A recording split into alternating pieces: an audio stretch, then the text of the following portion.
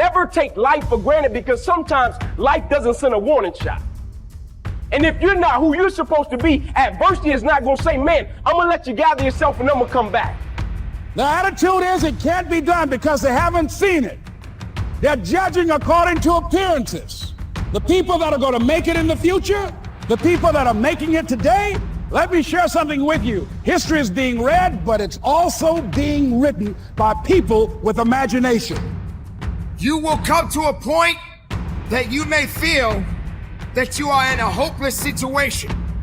You may come to a point in your life where you're at the end of a rope and the only thing left to do is to climb up. But I tell you that story to tell you this: never take life for granted, because sometimes life doesn't send a warning shot.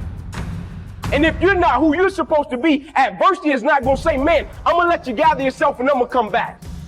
Opposition is not going to say, man, I'm going to let you get your stuff together and I'm going to be back. Like, I didn't know my life was going to change on September the 9th. I was playing football. I was doing the thing that I love. I was 8 games away from the NFL, projected top 30 draft pick, and I went out and made a tackle and found myself in the emergency room that night fighting for my life. But my mother had nothing to worry about. They asked my mother, are you worried about your son? She said, I'm not worried about him at all because I know he's a survivor. What is that?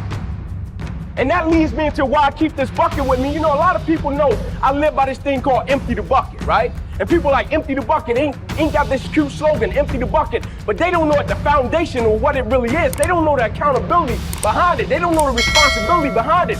Every day in my house, I got 3 buckets. I got a bucket when I wake up and I look in my bedroom, it's a bucket. I got a bucket in my office. I got a bucket in my weight room at my house. We had to walk and go down and walk like a mile to get on the plane. I'm like, okay, something's wrong. We're walking a mile 0.5. This is, I could have jogged this. We started walking in, I saw the seats, I saw the way the people were, and I was like, unbelievable. One girl had like on a blue hookup, another one had on the orange. My man had on like lime green, like nobody was matching. I was like, this is average. I'll be honest with y'all, we fly Virgin, and so the Virgin told us all the flights are gone, you guys are gonna be on New Zealand Air. I'd never been on New Zealand Air before in my life. I asked a lady, I was like, are they good? Like, y'all switching with them, like y'all, I bought from Virgin. Y'all switching with New Zealand, we good? She's like, are you gonna be fine? So we walked up to the counter. All of them had on the same exact outfit. I was like, whoa, they looking, I told her, I said, you looking good, right? Everybody was friendly, right? Everybody's like that family atmosphere.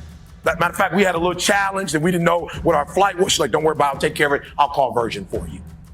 And what that bucket stands for me, that bucket means I have to give everything I got to everything I'm involved in, and it has nothing to do with the product, but more about my personal standard of excellence never changes. And it doesn't depend on the circumstances, it doesn't depend on a situation, and it never depends on a person. I have a personal standard of excellence for my life. I just believe I deserve I deserve to give my wife the best version of me. I just believe I deserve to give my kids the best version of me. I just believe the people that I'm of service to on this earth, I deserve to give them the best version of me. And so I take a personal level of pride in everything that I do, because I almost lost my life behind the game of football and God placed me on this path. And so now it's not even about me. Meaning, would you do what you do if the outcome wasn't attached to what you were doing? That's why I don't even get caught up with people that do things for money. I'm not impressed with how much money you make. You know the true level of wealth? You know the true measure of wealth? As if they took all your money, what would you be worth then? She called my man at Virgin. He walked over and brought our returning tickets. I was like, yes. We get on the plane. I'm like, ooh. Do they lay down? I'm like, we about to lay down to go there? Wow. TVs popped out your butt, but the boom, TV. I'm like, wow. I couldn't sit down. What you like, champagne? Apple juice, orange juice. I was just like, can I have everything? It's like, no, pick one. I was like, oh, I'll take the orange juice then. I'm talking about, man, we had a conversation. I don't remember the young lady's name, but we had a conversation with her for about 25 minutes. I was like, can you do that? Don't you have a job? We were in the air and she just was, and where are you from? And you do what? And it's not your first time. She said, how many restaurants did she tell us about? See, about 6. The Grill, you remember any other ones that were on there? That's just a whole bunch of restaurants. I'm talking about, I didn't want to get off. When we landed, I was still, he was like, I'm like, I'm good. I'm like, I hope when we go back, they cancel Virgin. because I don't want to fly Virgin no more. I want New Zealand Air. I mean, it was an incredible experience. 120%. They have no imagination, ladies and gentlemen. They're living out of the past, out of their memory. The attitude is it can't be done because they haven't seen it. They're judging according to appearances. The people that are going to make it in the future, the people that are making it today, let me share something with you. History is being read, but it's also being written by people with imagination. So I went to the next mode necessary to start talking to people and seeking and asking for what I wanted and leveraging relationships and trying to find out how do the people do it that went ahead of me? How do they do it? And then what is it I need to do? How is it I need to train myself, to develop myself?